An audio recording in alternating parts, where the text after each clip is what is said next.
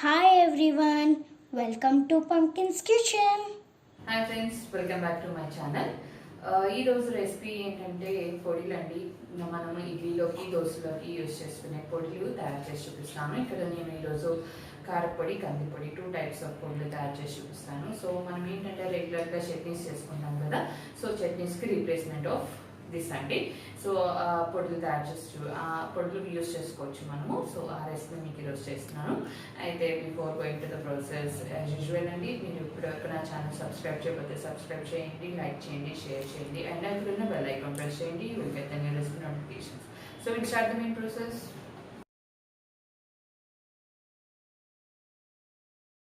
ఈరోజు ఫస్ట్ నేను కందిపొడి చేస్తున్నానండి. సో కందిపప్పు చిన్ని గ్లాస్తో ఒక 2 గ్లాసెస్, ఒక గ్లాస్ మెజర్మెంట్ తీసుకోండి. సో ఒక గ్లాస్ కందిపప్పు కొంచెం డ్రై రోస్ట్ చేయాలి. సో కందిపొడికి అండి మెయిన్గా మనం కందిపప్పే తీసుకుంటాము. మెయిన్ క్వాంటిటీ అంటే మెయిన్ ఇంగ్రీడియంట్ ఇదే ఉంటుంది. సో అందుకని ఎక్కువ తీసుకోవాలి. సో మనం ఎంత చేసుకోవాలనుకుంటున్నామో అంత కందిపప్పు కొంచెం తీసుకొని కొంచెం లైట్గా ఫ్రై అవ్వాలండి. అంటే అవి ఫ్రై అయిన తర్వాత మనకి అరోమా తెలుస్తుంది. సో అంతవరకు వీటిని ఫ్రై చేయాలి. మనకి లైట్గా అరోమా వస్తుందండి. సో ఇందులో ఇప్పుడు కొంచెం బియ్యం, కొంచెం అంటే ఒక స్పూన్ అంతే, అంతకన్నా ఎక్కువ వేయద్దు. కొంచెం బియ్యం అండ్ కొంచెం మనకి చట్నీ పప్పు ఉంటుంది కదా, చట్నీ పప్పు కొంచెం, అదొక 2 స్పూన్లు వేసుకోండి. సో ఇవి వేసి ఇవి కూడా కొంచెం రోస్ట్ చేయాలండి.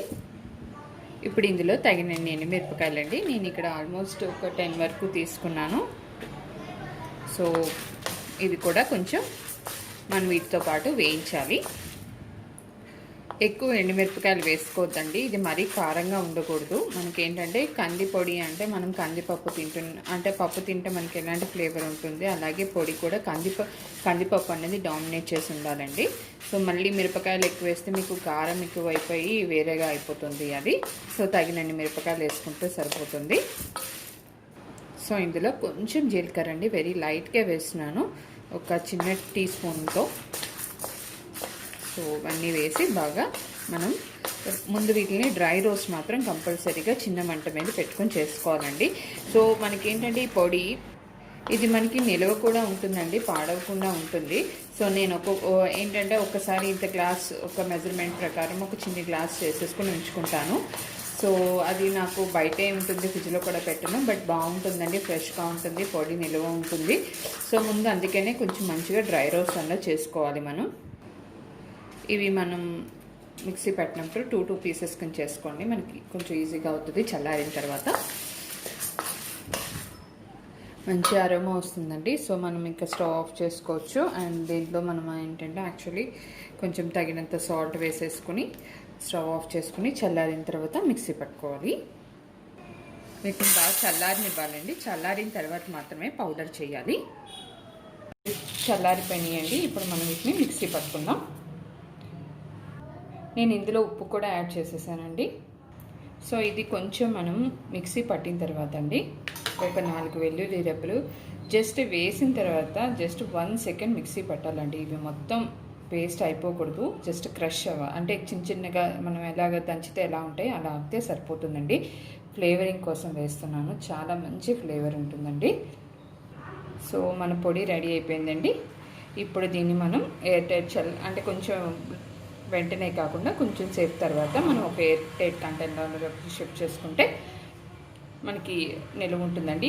పొడి కూడా మీరు ఎక్కువ ఒకేసారి చేసి పెట్టేసుకోవద్దండి, ఎందుకంటే ఫ్లేవరింగ్ అనేది మారిపోతుంది. సో మీకు తగ్గట్టు అంటే 1 మంత్కి సరిపడా అలా చేసుకుని ఉంచుకుంటే సరిపోతుంది. సో నేను మామూలుగా ఒక బౌల్లోకి అందాక షిఫ్ట్ చేస్తున్నానండి చల్లారే వరకు. సో మన కందిపొడి రెడీ అయిపోయిందండి. తప్పకుండా ట్రై చేయండి. ఇడ్లీలోకి, అన్నంలోకి చాలా చాలా బాగుంటుంది. దోశ, ఇడ్లీ, అన్నం, మన ఏ టైప్ ఆఫ్ దోశ అయినా బాగుంటుందండి. ఇడ్లీలో కూడా మనం ఎలాంటి ఇడ్లీ తిన్నా కూడా అందులో కందిపొడి వేసుకుని నెయ్యి వేసుకుని తింటే చాలా బాగుంటుంది. సో తప్పకుండా ట్రై చేయండి.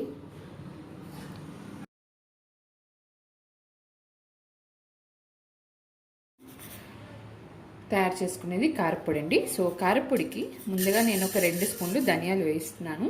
సో ఈ ధనియాలు కొంచెం డ్రై రోస్ట్ అవ్వాలండి. 1 స్పూన్ జీలకర్ర అండి, వెల్లుల్లి రెబ్బలు. ఇవన్నీ ముందు మనకి డ్రై రోస్ట్ అవ్వాలండి. మనకి కారం పొడి మంచి అరోమా వస్తుందండి. అంటే మనము వేడివేడిగా అన్నం, నెయ్యి, కారపొడి వేసుకుని తింటే చాలా టేస్టీగా ఉంటుందండి. నాకు ఇందుకు భలే నచ్చుతుంది అనుకోండి. అంటే ఎప్పుడైనా యాక్చువల్లీ మనకి ఏంటంటే మా అమ్మ అయితే నాకు ఎప్పుడు పెట్టేదంటే ఫీవర్ వచ్చి తగ్గిన తర్వాత ఏమవుతుందండి, నోరంతా చేదుగా అయిపోతుంది కదా, ఆ టైంలో ఒక్క ముద్ద, ఫస్ట్ ముద్ద కొంచెం కారపొడి నెయ్యి వేసుకుని తిన్నామనుకోండి అన్నంలో, సూపర్ టేస్ట్ అండి బాబు, భలే ఉంటుంది. సో ఇది కొంచెం డ్రై రోస్ట్ అయిన తర్వాత మనం ఇందులో ఎండుమిరపకాయలండి, కొంచెం ఎక్కువ ఎండుమిరపకాయలు తీసుకోవాలి, ఎందుకంటే మనం కారపొడి అంటున్నాం కదా. సో మనకి ఇందులో మెయిన్ ఉండేవి ఎండుమిరపకాయలు, వెల్లుల్లిపాయలు, ధనియాలు, జీలకర్ర. సో ఇవన్నీ మనకి బాగా డ్రై రోస్ట్ అవ్వాలండి. చిన్న మంట మీద మనకి మంచి అరామా వచ్చే వరకు ఫ్రై చేసుకోవాలండి. అప్పుడే మనకి కారపొడైనా, కందిపొడైనా, కొబ్బరి పొడైనా ఏదైనా సరే మంచి టేస్ట్ వస్తుందండి. సో నేను ఆల్రెడీ వెల్లుల్లి కొబ్బరి కారం అనేది నా రెసిపీస్లో వడాపావులో చూపించాను, అండ్ దోశ కూడా వేసానండి. సో దానిలో కూడా వెల్లుల్లి కొబ్బరి కారం రెసిపీ ఉంటుంది. ఇది ఏమో కందిపొడి కారపొడి అండి. సో మీకు కావాలి అంటే ఆ లింక్ కూడా నేను ప్రొవైడ్ చేస్తాను, వెల్లుల్లి కారంది. మనకి ఇడ్లీ, నెయ్యి, కారపొడి పర్ఫెక్ట్ కాంబినేషన్ అండి. చట్నీ కూడా అవసరం లేదు. మనకి వేడివేడిగా ఇడ్లీ ఉండి చక్కగా కారపొడి పక్కన ఉంటే పైన జల్లుకొని నెయ్యి వేసుకొని తింటే అంటామండి, వావ్ ఏమి రుచి అంటాం చూడండి, అలా అన్నమాట.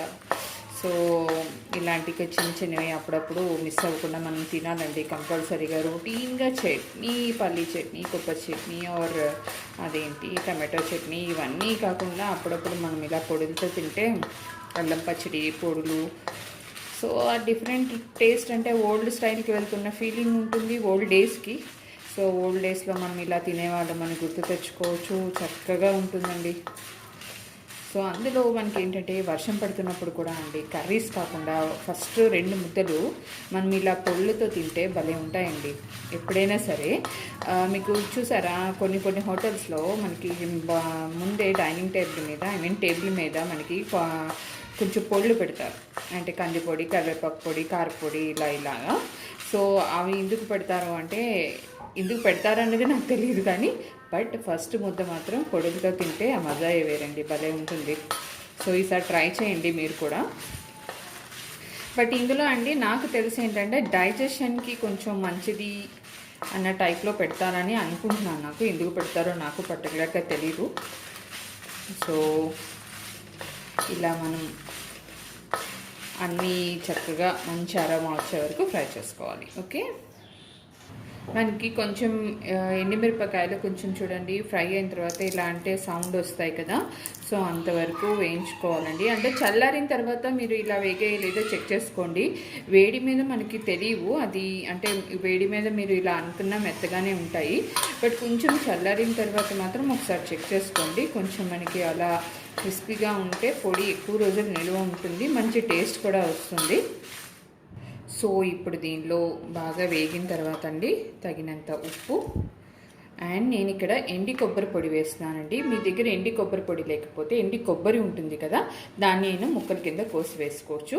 నేను ఇది కంప్లీట్గా స్టవ్ ఆఫ్ చేసేస్తున్నానండి. ఆఫ్ చేసిన తర్వాత వేస్తున్నాను, ఎందుకంటే కొబ్బరి పొడి తొందరగా వేగిపోతుంది. అదే కొంచెం ఎండి కొబ్బరి అయితే మనం ఇంకొక 2 minutes వేయించుకోవచ్చు. బట్ ఇక్కడ నేను డైరెక్ట్గా ఎండి కొబ్బరి పొడి వేసానండి, కొంచెమే వేసాను. జస్ట్ మనకి ఏంటంటే ఫ్లేవరింగ్ బాగుంటుంది, టేస్ట్ కూడా బాగుంటుంది. సో మెయిన్ ఇంగ్రీడియంట్ ఇక్కడ మాత్రం ఎండుమిరపకాయలు అండ్ ధనియాలండి. సో ఈ 2 కంపల్సరీగా, వెల్లుల్లిపాయలు ఒకటి, చాలా మంచిగా. సో ఇవన్నీ రోస్ట్ చేసుకోవాలి.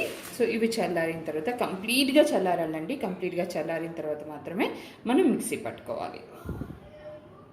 మిరపకాయలన్నీ కొంచెం చిన్న ముక్కలుగా చేసుకున్నానండి. ఇవన్నీ బాగా చల్లారని ఇప్పుడు వీటిని మిక్సీ పట్టేసుకుందాం. సో మన కారపొడి కూడా రెడీ అయిపోయిందండి. చక్కగా ఒక బౌల్లోకి షిఫ్ట్ చేసుకుందాం. సో మన కారపొడి కూడా రెడీ అయిపోయిందండి. వేడి అన్నం, ఇడ్లీ, దోశలో నెయ్యి వేసుకుని తింటే సూపర్ అంటే సూపర్ కాంబినేషన్ అండి. తప్పకుండా ట్రై చేయండి, మీ అందరికీ నచ్చుతుంది అనుకుంటున్నాను. Thank you.